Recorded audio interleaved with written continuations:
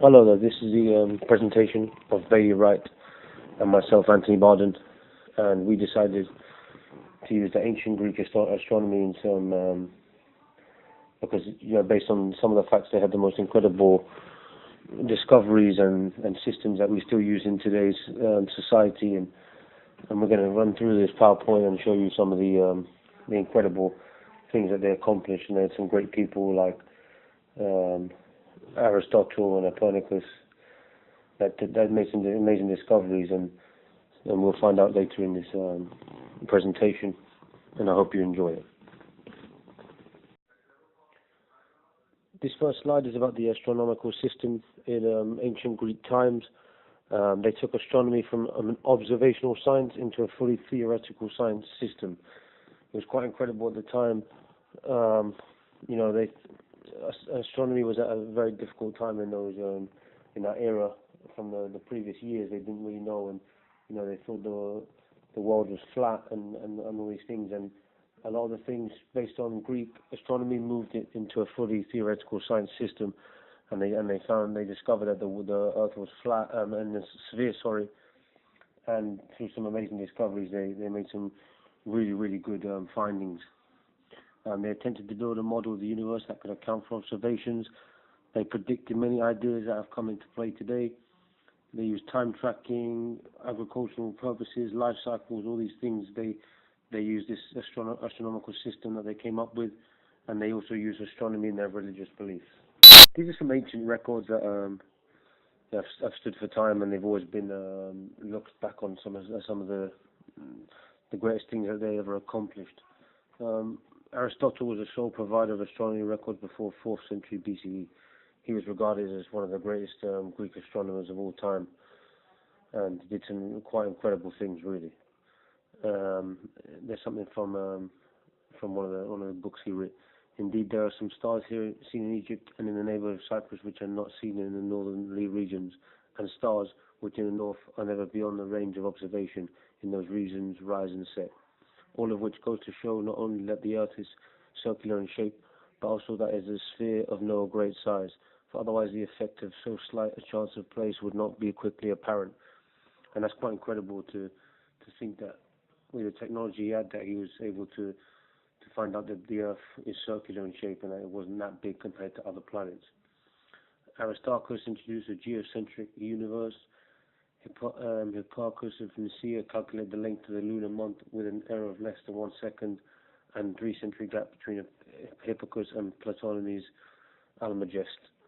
And these are some of the greatest achievements that the Greeks were renowned for. So this brings us to Greek calendars, which were lunisolar, and shared some basic features of the other lunisolar calendars. For instance, they had 12 months with a periodic intercalation of a 13th. The Athenian calendar was most renowned, and it was studied the most.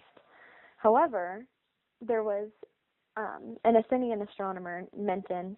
He came in and instituted his 19-year cycle, fixing regular intercalations. And from that point, a group of small Greek astronomers used the Mentic cycle in their own calculations, so it was pretty much regarded as the astronomer's ideal calendar. Having this more specialized calendar actually really helps in keeping things in chronological order for ancient records. So it's helpful for us to look back and see when things actually happened because their calendars were so detailed. Greek astronomy had a major influence on Babylonian astronomy, and in turn that influenced Islamic, Indian, and Western European astronomy. So we're all pretty familiar with the zodiac signs in our everyday culture as, horoscopes and different things like that, but the zodiacs were actually really important constellations in the Greek culture. Most constellations in Greek culture were really just God-favored beasts and heroes that took a memorial upon the stars. Because gods were so prevalent in Greek culture, each planet that was discovered throughout the years were basically associated with a Greek god. Ptolemy's observations were meticulous, and his work, The Alchemist, was built upon Hipparchus, which was used by sailors and navigators for centuries after, when they wanted to know the position of the sun, moon, and stars any time of year. Many astronomers observed and actually recorded many solstices in ancient Greece. A great example is when Euclides observed the summer solstice in Athens in 432 BCE. Another thing that was actually observed were the northern lights. These were described as the accumulation of moving and burning clouds, and while that was happening, Hippocrates developed the theory that the northern lights were actually just reflected sunlight. Finally, Aristotle's theory said that the heat from the sun raised steam from the ground, it ignited, and the northern lights resulted from that. Interestingly enough, a solar eclipse was actually known. This is where Hipparchus actually used an example to come up with a conclusion that the moon was 268,000 miles away from Earth. The Greeks thought the solar eclipse was an act of abandonment, and this meant that the king would fall, and could even mean that demons from hell would swallow up the sun. So the spiritual side of things in Greece were also very prevalent. I saw some stellarium. I saw some of the incredible things you can see on there. It's quite an amazing program. I went through the summer month of June and September and March and December and looked at different solstices, the equinoxes, and the azimuth of sunrise, azimuth of sunset, highest altitude of the sun. Is there a zenith passage, and is the sun ever circumpolar? No, in that part of the world they do not get zenith passages, because I couldn't find it on stellarium, so I did a bit of research, and they said no, in that part of the world they didn't get them, so that's why there was none. Is the sun ever circumpolar? No, it gets near during the summer months, but never is circumpolar. I tried to find it again on stellarium, and it couldn't get there fully, so I did some research, and also it gave me that was the explanation. That's why I couldn't see it on stellarium. The stars were quite incredible, actually. The 12 zodiac constellations each ruled the heavens for a period of time. There are 12 major zodiacs. The 12 signs whose paths intersect with the dawn rising of the sun were known as zodiacos, or the zodiac, or zodiacos Kirklos, which also was known as for the circle of small animals. The constellations, as described in Greek mythology, were mostly God-favored heroes and beasts who received a place amongst the stars as a memorial of the deeds. These were very important to the people in their daily lives, and they were thought of as very important to all the people. One of the major constellations was Andromeda, the symbol of the princess of Ethiopia, and she was a legend that was told throughout the history of Greece. Polaris marked the north celestial pole, very important for navigation, located 3 degrees away from the nearest naked eye star, which is Alphecca. Celestial risings of Sirius caused dog days.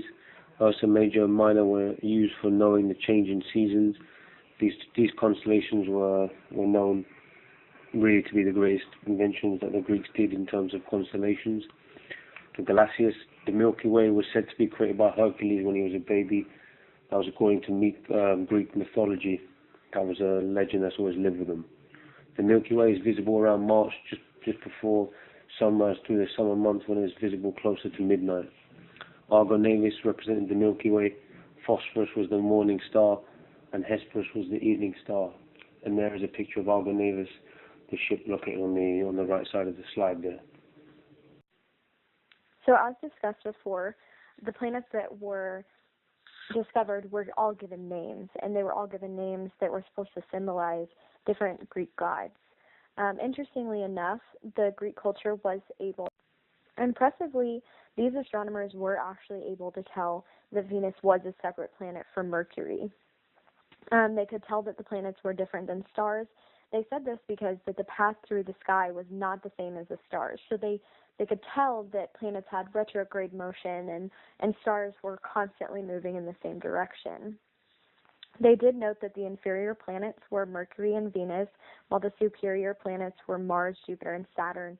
I believe this is because they were just bigger in size.